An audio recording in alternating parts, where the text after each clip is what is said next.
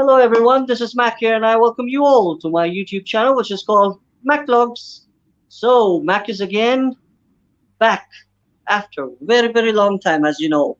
So, I have with me my great guest all the way from London on a very special topic which is how can we all transform Pakistan economically? By economy, how the economy is at the moment, and we have been facing difficulties in Pakistan for different reasons. Where my guest, Mr. Amjad Pervez, the chairman of Jumpstart Group, will be discussing how we as a Pakistani nation, as an individual, can come forward and contribute to change the perspectives, the ideas, the mindset in our society and help Pakistan globally with the economy. So, good evening, Amjad sir. How are you? Good evening to you and to your listeners and viewers. And thank you so much, Mark, for having me. I understand you've just won the award for one of the best YouTubers from Pakistan. First of all, congratulations on that endeavor. You're doing an excellent job. And once again, thank you for having me. Well, it's an honor. Basically, people like you who have done a lot, and I'm sure, with your expertise and experience, the youth of Pakistan have a lot to learn and shine if they definitely sit down with patience to listen and understand how they can take it forward. At end of the day, it's our youth which has to contribute in Pakistan's economy by having different ideas and thinking out of the box. Do you agree with that? That the youth is the future of Pakistan, which can help stabilize and take us out from all these burden of economy which is going on in Pakistan. I think Pakistan has 60% of the population is youth. Um, whilst I would tend to agree with you that youth has an enormous part to play, we must never forget uh, that youth doesn't necessarily mean wisdom, experience, and expertise. I'm not saying that they're not experienced, but normally, as you go through life, an intelligent person would have gained expertise, knowledge, and learned from the battles of life, scars. So I think almost everybody, I don't care which life cycle they're, whether they're youth or whether they're middle aged or whether they're elder, I personally feel that, if they have the right vision and they understand the vision of the guide of Pakistan, and they have something to contribute. I would welcome, and but I agree because 60% of the population is youth. Then, because of the era of technology and information, it is this cohort of people with the new technology-based, information-based skills that will leapfrog, inshallah, Pakistan into the 21st century and make it a competitive and economically independent nation. Well, as far as we know, your name is Amjad Parvez, but I want you to give a little bit introduction about yourself, little bit more in brief, so that the youth of Pakistan can connect with you and understand who you are and where your journey started from. Since you're sitting in London now, and as you have shared with me that you have more than 40 years of experience of traveling between Pakistan and London and around the world, so it would be wise enough to tell the youth who is Amjad Parvez and how his journey started, so that everyone can start understanding and learn from you. So we would like to know your introduction first. I'll be very brief because I don't want to obviously bore people with my life. So my ancestors hail from Baramulla in Kashmir. My father migrated from there, settled in Punjab, district Jhelum. Um, After the partition, he was in the British Army. He became part of the Pakistan Armed Forces. In the 50s, the British economy needed regeneration because after the Second World War, so there was an agreement between the Pakistan government and other nations who were Commonwealth nations for them to send young people to UK to rejuvenate and regenerate the economy. So my father came to UK in the 50s. I came to UK at the age of probably 10, 11, 1969. We were then in London. But then we moved to Bradford, which is known as Bradistan. So 30% of the population here in Bradford is of Pakistani origin. So I'm an overseas Pakistani who's engaged in serial entrepreneur policy and strategy specialist.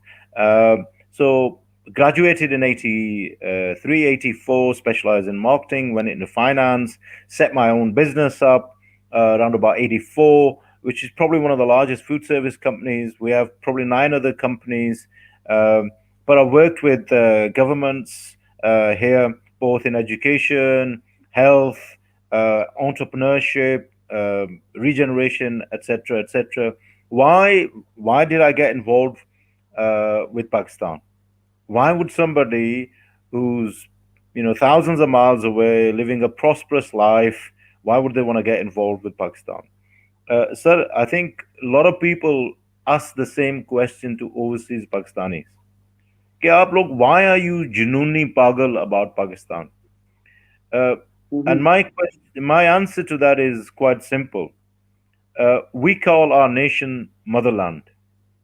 And when you leave your mother and go somewhere else, you only appreciate the character, the beauty of your mother, and the kindness and what your mother has given you. So when you move away into a foreign land and you live amongst foreigners, it is only then you realize the value of Pakistan and its attributes and what it really means to be a Pakistani. So, if I'm contributing to the well-being of Europe, to UK, and global economy, it is clearly. So when I introduce myself to people, I say I'm British Pakistani. So I know what I've done, to repay what the UK government and the institutions here have done for me and my family in order to give us support and in terms of education, in terms of creating the ecosystem to help us prosper here. So, but then next bit comes, I'm a Pakistani. So what have I done for Pakistan? So it's the harking because that is part of my identity. So that's why I got involved in Jumpstart Pakistan.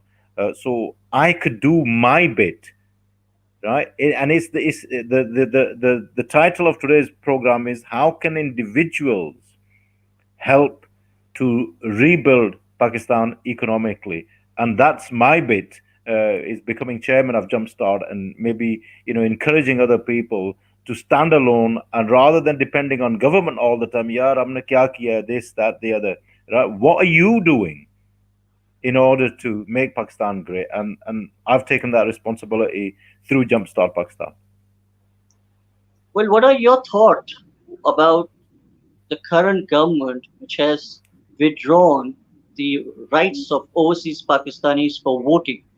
Because this is really important for overseas Pakistanis to know.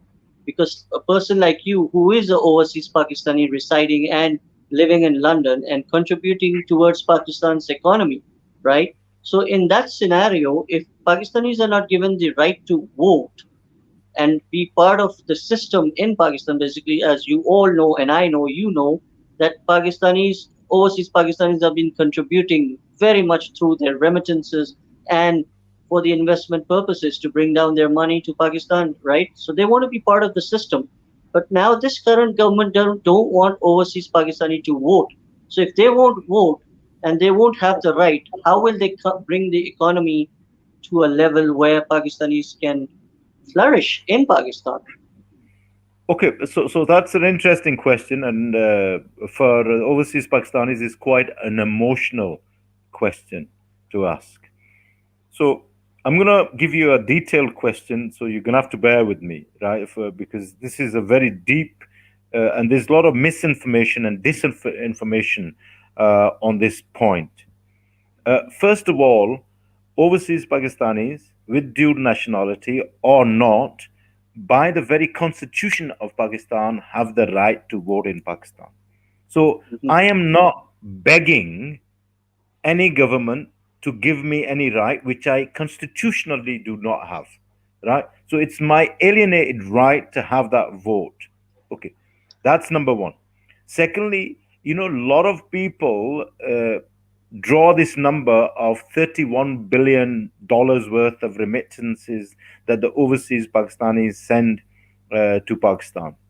Uh, I was actually about a couple of hours ago. Bank of Punjab is doing tour of UK, encouraging overseas Pakistanis to deposit their deposits in UK banks into Roshan digital account. And currently, it has, I think, around $4 billion.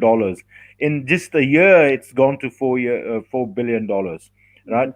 So, but what I want to say to you, apart from the $31 billion, there is another factor which nobody really mentions.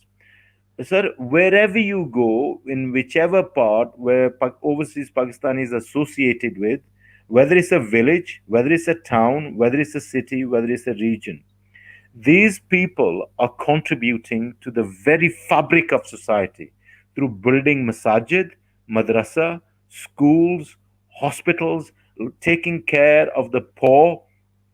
So our team has calculated that it's not merely 31 billion a year that we contribute. And when we come to Pakistan, we bring foreign remittance which we actually spend in Pakistan. So for example, if I come for 1 week, I would normally, right, say spend £1,000 on fares on PIA. So that's the money that's going to Pakistan coffers. Secondly, when I come to Pakistan, I would spend money, right, on items. Then I would be taking gifts from Pakistan. We've calculated that an average person would spend an additional 2,000 to 3,000 pounds.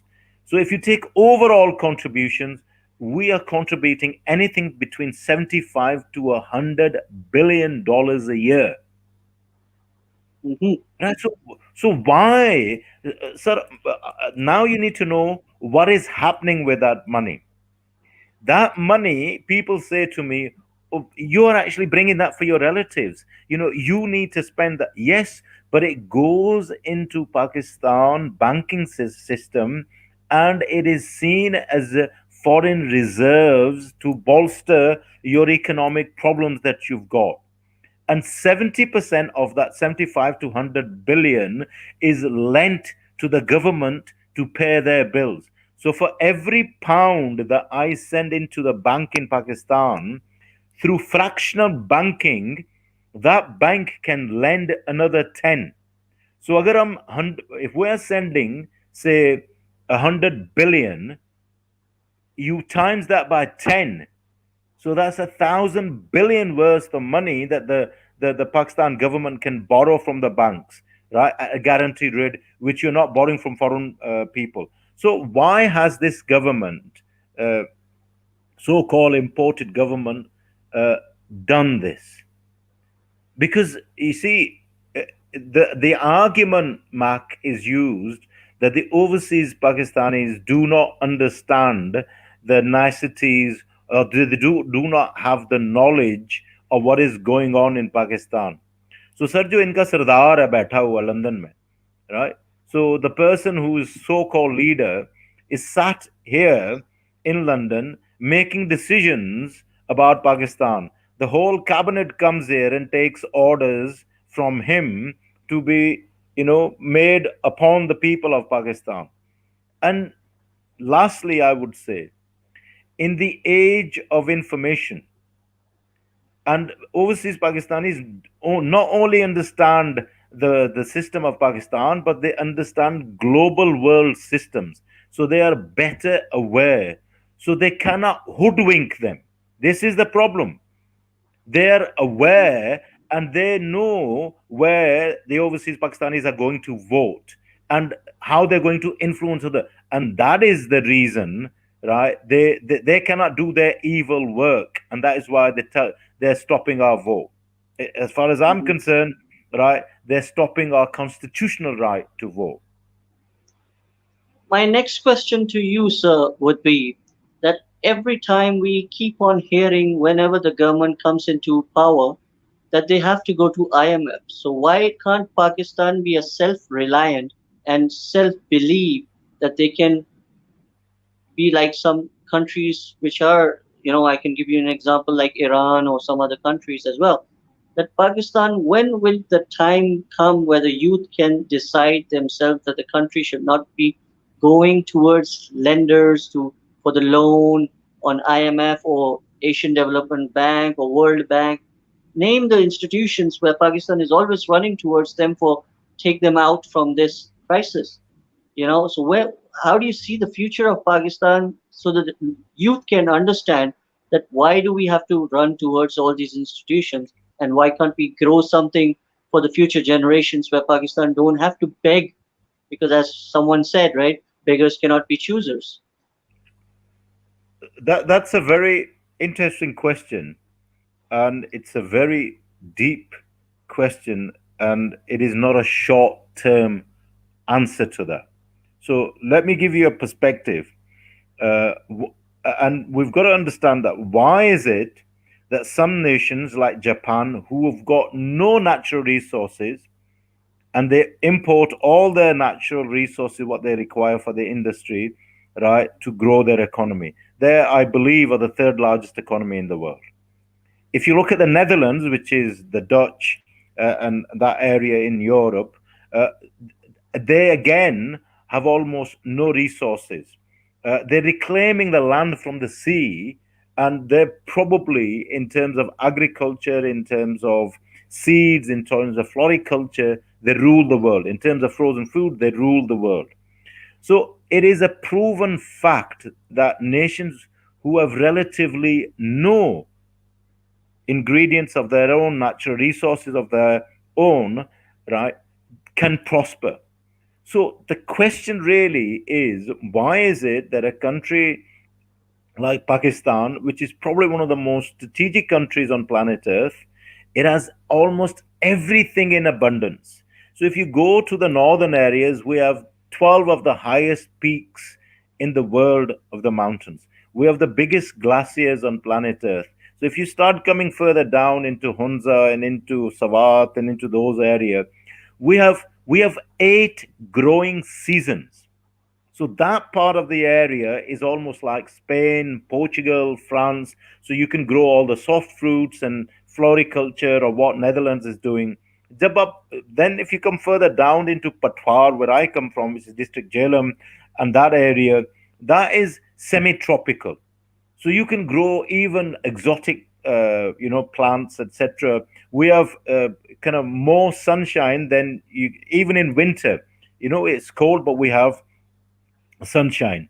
Then, if you come further down, right, you go into the Registan, and then in the desert areas, we have natural resources, and then Karachi, and obviously Gwadar, and etc. We have beautiful beaches. We have the deepest seaports. And the question is, why is it that we're blessed with abundance, but we have the curse of abundance, and we keep going back, like beggars, and asking people to pay us? Fundamentally, sir, if a country Well, cannot, yeah, go on. I'm going to tell you why we're not doing that. Yeah, for us to actually move forward, we need to champion meritocracy, which we don't. Rishwat is the key thing that keeps people and the institutions going. Corruption is rife. Everybody knows it from the village level to the highest level. Right. So if there is no meritocracy and there is no accountability, right, and there is no consequences for failure, right, and the very people that we elect or select are supposed to be, we give them in civilized societies, Mark, we call them civil servants. Civil means that they're well behaved and they serve the nation. They're the servants of the nation. Can you tell me of a single politician that thinks that they are servants of the masses? In fact, we've turned the tables round, right? We go and touch their knees and kiss their hands and give them gifts, right? So we have allowed that to happen. So what is needed is exactly what is happening right now, right? Is that we needed first to expose these institutions of what they're doing, this elitist capture of our society. And then what we need to do is bring in accountability and meritocracy. And it's only through that that you will build entrepreneurs, young people who want to create wealth. And the reason why we keep going, sir, imagine you were running a business. Banks don't lend you money unless they think you've got the assets to cover it. So the banks or the people that lend you the money know our potential. But yet, every time we borrow money, there's nothing wrong in borrowing money.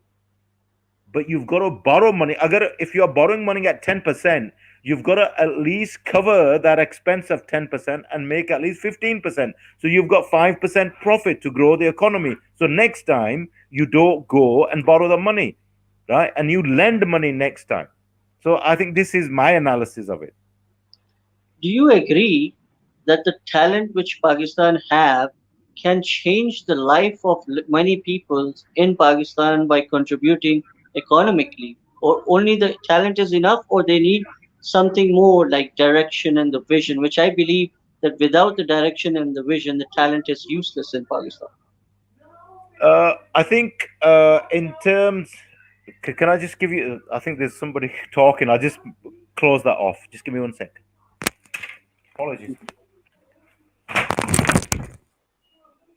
Well, everyone, don't go anywhere.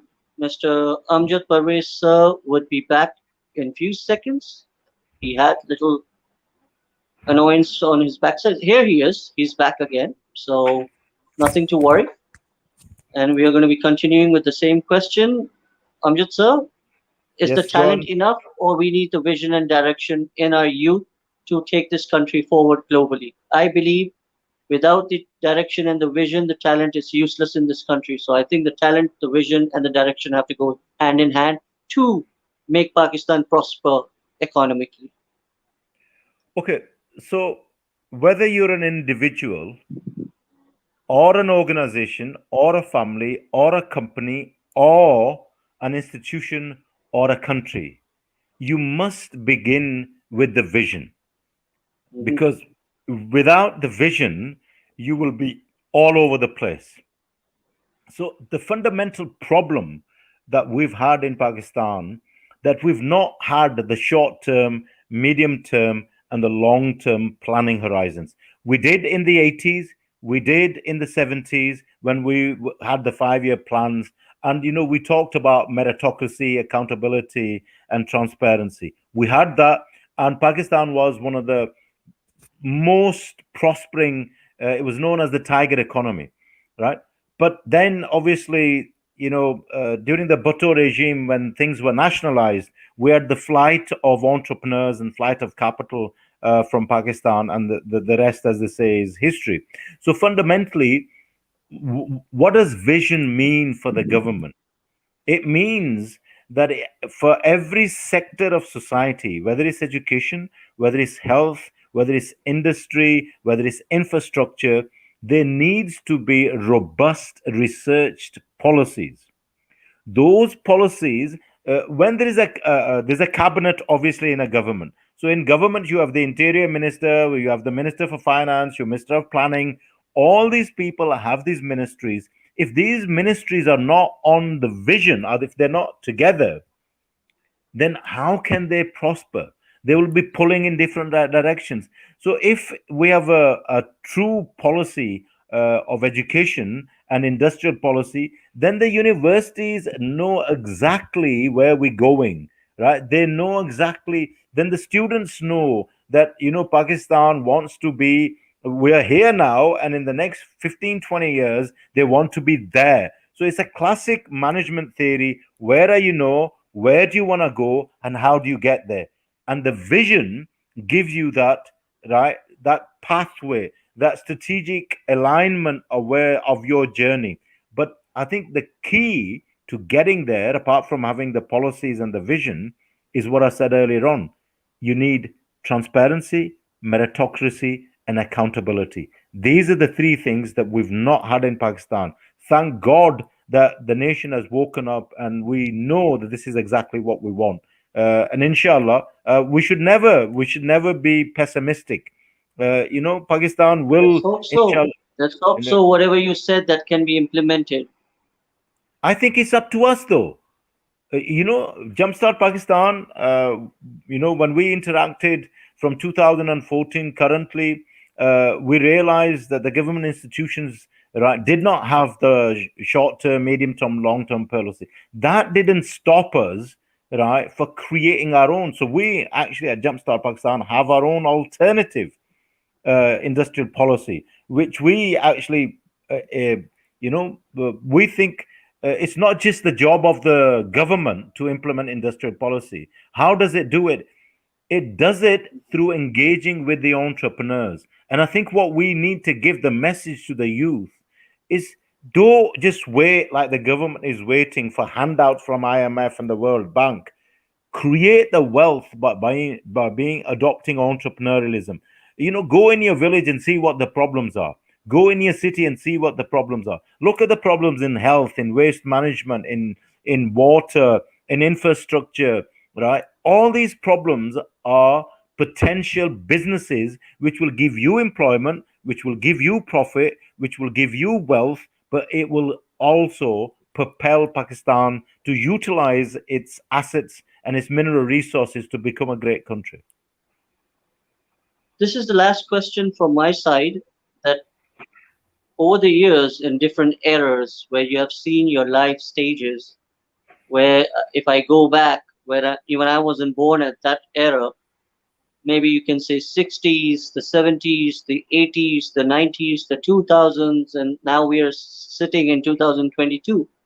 Which year do you feel was the best year and the best time for Pakistan when the economy was growing in a speed with the correct people around, with the correct decisions taken, and the Pakistan was flourishing, and then all of a sudden the downfall started. So I'm sure you have seen the different eras of your life and Pakistan's growth as well. So which was that era, just for our youth and for our people to know that what you have seen, what we haven't seen in our life. Uh, like the individual's life journey, do not make belief, right, and think that you're going to have a great life all the time. Life is full of challenges, but if you have the right thinking capacity, if you have the right attitude, it's the old saying, what doesn't kill you makes you stronger. You will make mistakes, a country will make mistakes, but you need to able to dissect the point where you made the mistakes, and you need to make them not politically. Actually, what happens is po- politicians are very sensitive people. They don't like admitting their mistakes, because if they admit mistakes, people won't vote for them. That is actually a killer. In reality, what you've got to do is you've got to admit that you're going to make mistakes, but as you make mistakes, go back and analyze the process of assumptions. What assumptions you made in that journey where you ended up a failure, and learn, find out precisely where you made that mistake, learn from that, implement that into yourself or into your assumptions or into your systems, so you do not make that mistake again. So that's the learning curve that you've got to do. So Pakistan, if you look at the 60s, the 70s, and the 80s, right, learn from, at that time, Korea, Japan were the emerging tigers. So we learned from them. We implemented the 5 year forward plan, and there was this huge, in the institutions, you had people who were employed on merit, and there was accountability, and that's the period. But I think right now, that period of 5 year planning didn't have the technology, the artificial intelligence, the machine learning, the global connectivity through various hubs like Alibaba.com or Amazon or whatever. So the world has actually changed dramatically in terms of where we are. So first of all, we've got to adopt all these innovations. I would advise young people, right, to take hold of these 21st century skills. And what are they? First one, welcome innovation and adopt it. So do not resist change. Secondly, think out of box. You will not get your answers out of a book or from YouTube. Yeah, you might get it from YouTube because there might be some very good, mentors or coaches who are on there. That knowledge is free. Go there and get it. And creativity. Look at things in a different way. How can it be done better? Now, if you take these skills and attitudes coupled with having people in government institutions and private institutions that are employed on merit, that are employed on accountability and consequences, and then you have this jazba of faith, discipline, and unity, right? You will then get a nation, inshallah. And whether you like Imran Khan or not, he has become the pivotal center of gravity for this philosophy of getting rid of corruption, not having ancestral, rishwat based system of appointments, and moving the country into the 21st century and realizing our potential. So that's my answer to that. Before we wrap up, the last and final, what is your positive message for the Pakistan's youth to understand and apply on themselves to help Pakistan grow so help them contribute for the economy of Pakistan, because that's the whole idea in supporting and motivating our youth for the future, how they can contribute to expand and grow our economy for the future. What is that positive message you have for Pakistan's youth? Okay, we've talked about having a clarity of vision for the individual. We're now talking about the individual. So you must know what you're good at. Are you good at sciences? Are you good at technology? Are you good at debating? Are you good at art? Are you good at whatever you're good at? You need to understand that. You need to know yourself. So self reflection is very important. Once you know what you're good at and what you want to do in life, then you need to have the discipline to focus on that. It's going to be a very difficult to become a doctor. You have to go to university, you have to do 5 years, then you have to do this. Even if you want to be a lawyer, there's a process that you need to understand. There are parameters that you need to understand that will, where you need to focus on in order to be successful. So that's number two. Number three, and I think number three is, for me, is the key. There is this culture in Pakistan which our elites who have governed us, and it goes back to the era where we were under the British, this Sir Ji culture. Even though you know that the person that you're talking to is talking nonsense and rubbish, just because he's got a higher rank, you've got to say Sir Ji. That Sir Ji kills innovation, kills creativity, kills self respect. Trust yourself. Trust yourself. And then surround yourself with friends who are like minded, positive. Do not hang around with gophers, right? Who just go on TikTok, Facebook 24/7. They have no clarity of vision. There's nothing wrong with social media, but it needs to have a clarity of vision which is aligned with your life's goal and how you can use those tools to deliver that purpose of your life, right? And I think if you do that, inshallah, if everybody did that collectively, we'll be a very, very strong and clever and intelligent nation, and inshallah Pakistan will be the greatest nation on planet earth. With this, I welcome you to be part of MacBlock's family from this evening onwards to contribute with all your experience and your expertise and the contribution you have made to the society. So I welcome you to be part of MacBlock's family from this evening onwards. It was a great honor to have you as my special guest this evening to change the mindsets of our youth for the future development and the economy of Pakistan. Thank you so much once again, sir, for being part Okay, of MacLock's family. So thank you very much. before we leave, Ji.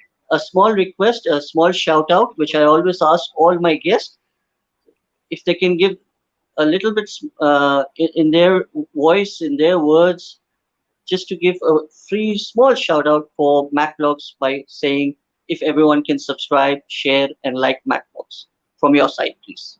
Yeah, well, absolutely. Well, if you're doing wonderful work, which you are, then I would suggest that everybody watch, subscribe to your channels, and interact.